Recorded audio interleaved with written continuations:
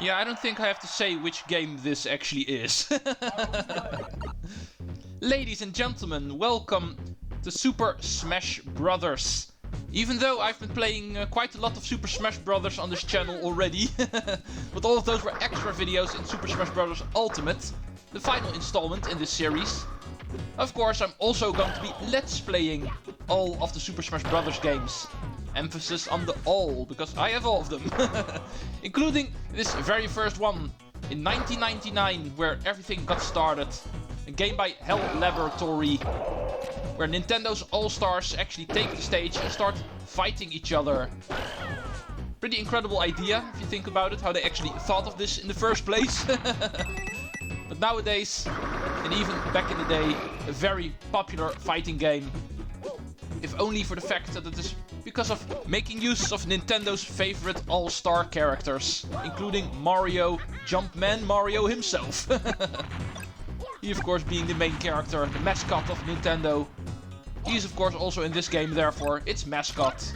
Super Smash Bros. Not just known for being a nice little fighting game between Nintendo characters, but also because of the fact that the fighting that actually happens in this game is of course also pretty unique and pretty famous by this point.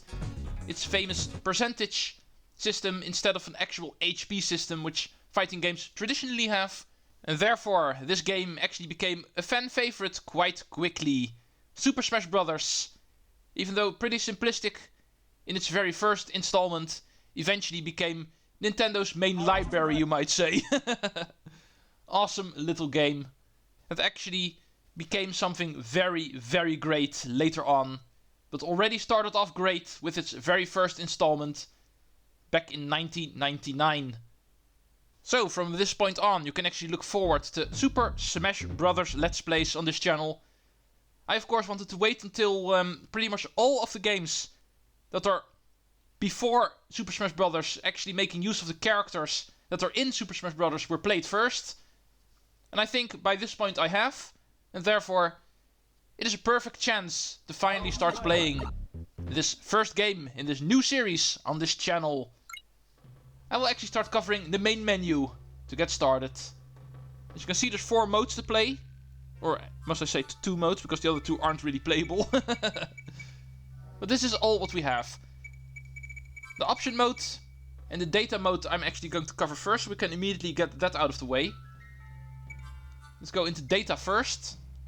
Here we can actually view the character sheets, explaining who all of the characters are, what they are, where all of their appearances are, or at least 3 of their appearances. But that is basically how the character sheets work. I'll be actually covering those the moment I start using the characters in the one-player mode. Next up, we're going to talk about options. There's not a whole lot of things to do. There's a couple of other options we'll unlock later. But for now, we only have the sound options, the screen options. If you don't like your screen to be in the center, you can actually change it around, as you can see. And there's an option to reset all of your data, and even resetting data individually. If you don't want to reset the entire game and just a couple of things, like your high scores or your bonus stage scores, all possible. Like I said, pretty basic, but there's actually more options we'll be unlocking later. Before getting started with the game truly, in this episode I'd actually like to cover the versus mode in order to explain how Super Smash Bros. Really works. But first we're going to find out how the game actually functions. The main modes of this game are actually the one-player game, and there's also a couple of bonus stages in this game, which are actually part of the one-player game, so I don't have to cover this separately. And therefore, pretty much the only thing I'm going to cover in this game is the one-player game, the only true mode that is present in this game. However, the multiplayer aspect of Super Smash Bros. Can actually be found in the versus mode, where you can actually play loose matches, which is probably the most famous thing to do in Super Smash Bros. Of course. We'll be starting off with that today, after doing some training, of course. Because like I said, we first need to learn how the game functions. So training mode is up first. And in here we can already find out there's actually 8 characters to select from Nintendo's library. Mario, Donkey Kong, Link, Samus, Pikachu, Fox, Kirby and Yoshi. All characters we have seen if you've been following along with my Let's Plays.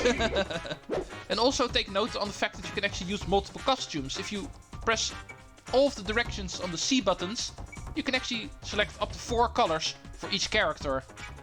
Also pretty nice. And this even applies to computer characters, as you can see. If you actually select a character with your C buttons, you can actually also change the costumes of computer players. But selecting fighters isn't everything. You can actually also pick stages, of course, also based on the same Nintendo games where all of these characters come from. So, once again, if you've been following along my projects, all of them should be looking familiar.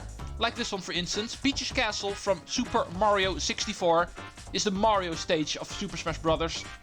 Congo Jungle from Donkey Kong series. Of course, also a very famous Mario spin-off character. The stage we have from The Legend of Zelda is from The Legend of Zelda Ocarina of Time, Hyrule Castle, on its roof. Planet Zebes from Super Metroid is actually the stage we get for Metroid. Of course, a series that also cannot be absent from Super Smash Bros. Yoshi's Island from Yoshi's Story is actually the second Mario spin-off character's main stage, Yoshi. Dreamland from the Kirby series, obviously being Hell Laboratory's personal favorite, since Kirby is also a game series from Hell Laboratory.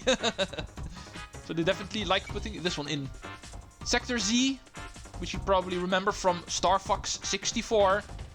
Star Fox team, ready for Super Smash Bros. And the final one is Saffron City, on top of the Silphco building from the Pokemon series. That is actually all of the stages we get to pick whenever playing in Super Smash Bros. I will get started on Hyrule Castle because Zelda is awesome. Let's go see how this game actually works. We can press the control stick left or right to start walking.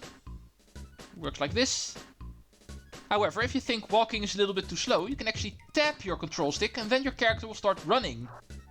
We can tap the control stick up or press the C buttons in order to jump, like this. But as you can see, you won't really get that high. The trick is actually to use double jumps. Any character can actually jump twice in the game. Next up is attacking. The most basic attack is of course just pressing the A button. A very simple attack, as you can see. Will do some slight damage to your characters. You can actually combo this by keep on pressing the A button, and then you'll get stuff like this.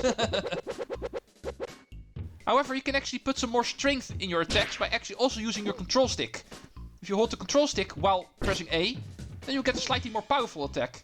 And you can do that in multiple directions. Holding it lateral, holding it down, or holding it up, like this. And the more damage your opponent gets, the further you can actually launch him until he falls off the stage. That is the main goal you're going to try to achieve. Let's go make sure the computer actually tries to avoid my attacks a bit better. As you can see in training mode, you can actually input multiple functions for the computer player. In this case, he'll start walking around, so it's a little bit harder to hit, you might say. And it's also the perfect opportunity to show off the most powerful of the regular attacks, the smash attacks. If you don't just hold the control stick, but actually tap it, as if running, and then press A, you'll actually do a smash hit. The most powerful attack a character can regularly do. Like this. As you can see, it really launches your opponent if you're able to hit. Link's up smash is not really that amazing in all honesty. You should be able to get a good hit.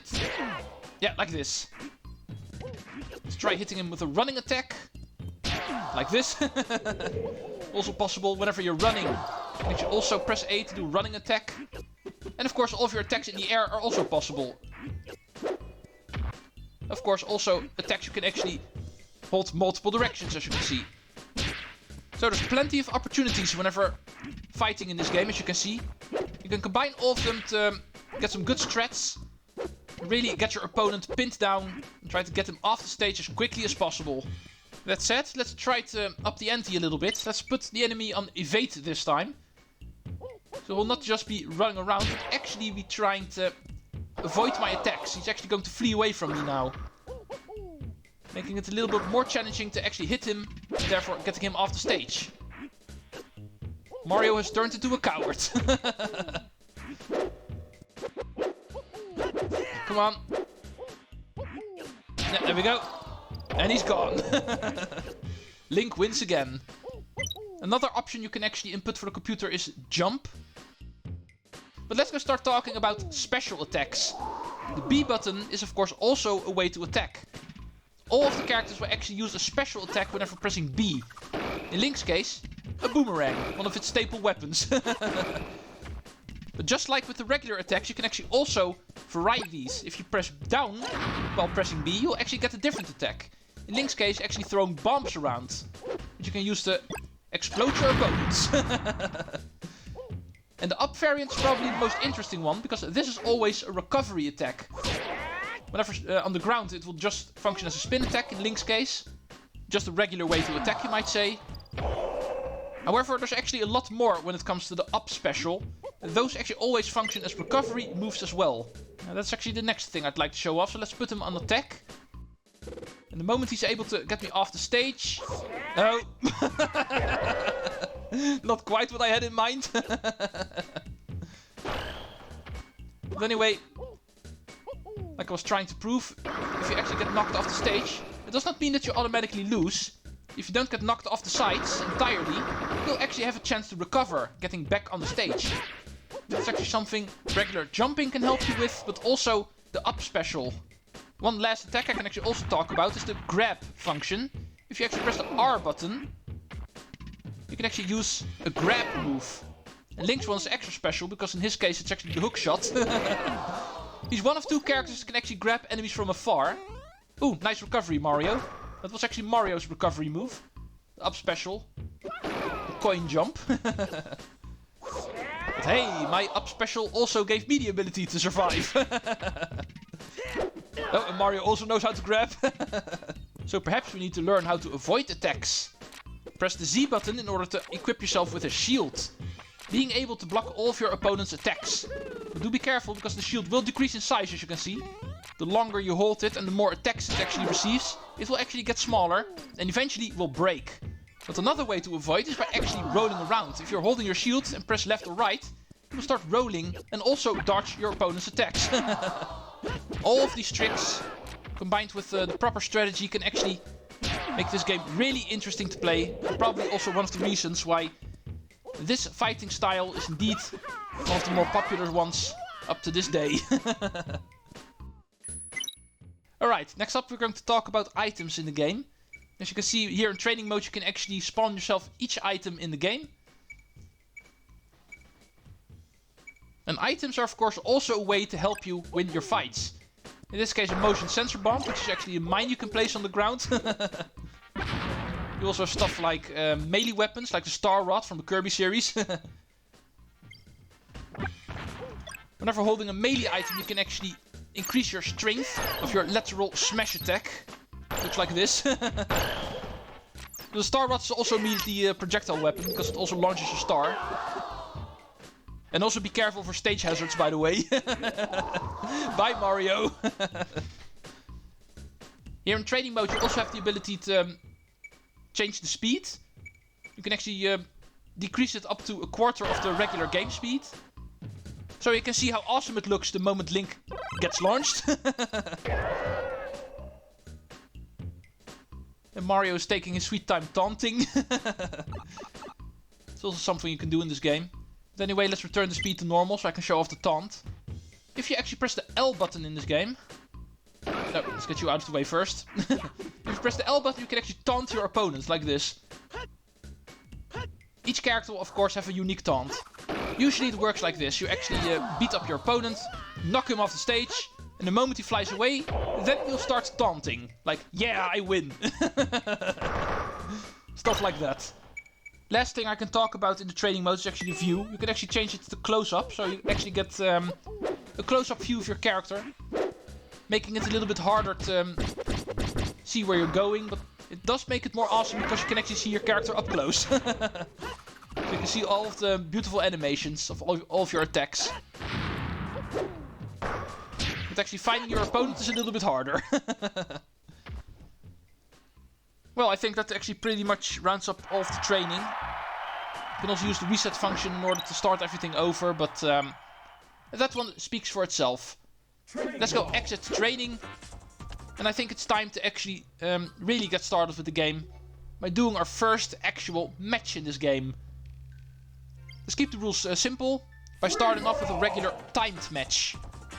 As you can see, you can actually adjust the time In this case it's on 3, therefore saying the match will actually last for 3 minutes. And the player who actually gets the most KOs will actually win the match. Those are the basic rules of Smash. Let's go and put a couple of computer players. Up to 4 players can actually participate in a Smash match, as you can see. These 3 for instance, Donkey Kong, Link, Pikachu.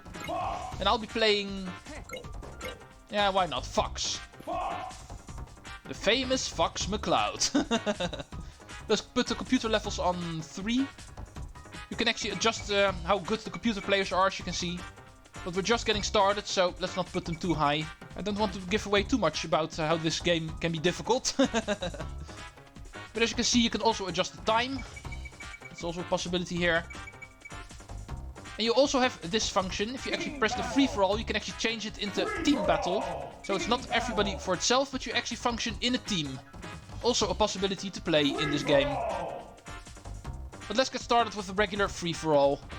I think that's actually the best way to show off the fighting of this game. Let's go random, because it does not matter which stage we're going to play this time around. But it looks like we're getting the Yoshi's Story map. And then it's time to get started. Use everything we've learned in how to play in the training mode. Let's go beat up all of these characters. Of course, trying to make sure we are the one who actually knock off the most players in the end.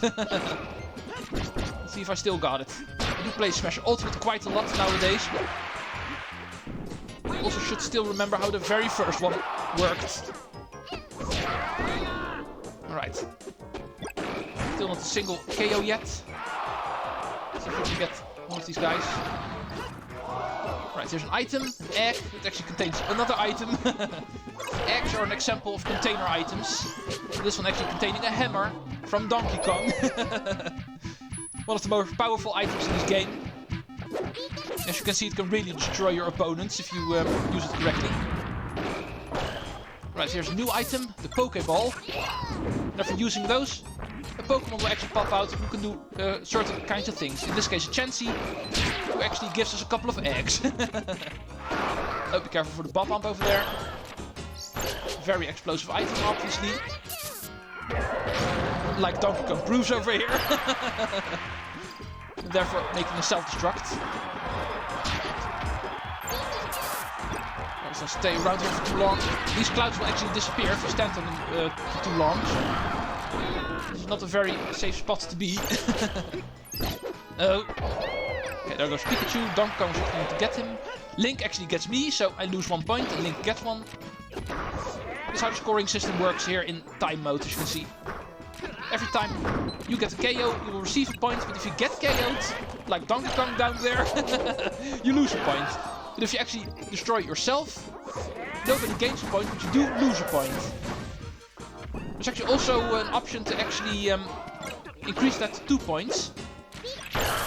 In all honesty, that's usually a rule I use. Whenever you self-destruct yourself, you actually lose 2 points instead of 1. But by default, it's actually only on 1, as you can see. Anyway, in the meantime, we're in the last minute, so let's hope I'm winning. I'm pretty sure I am, even though Donkey Kong's also getting a couple of KOs. So. Ooh, but Pikachu got 2 points there, so double killed us. Me and Donkey Kong. See if we can actually get Pikachu still. Come on.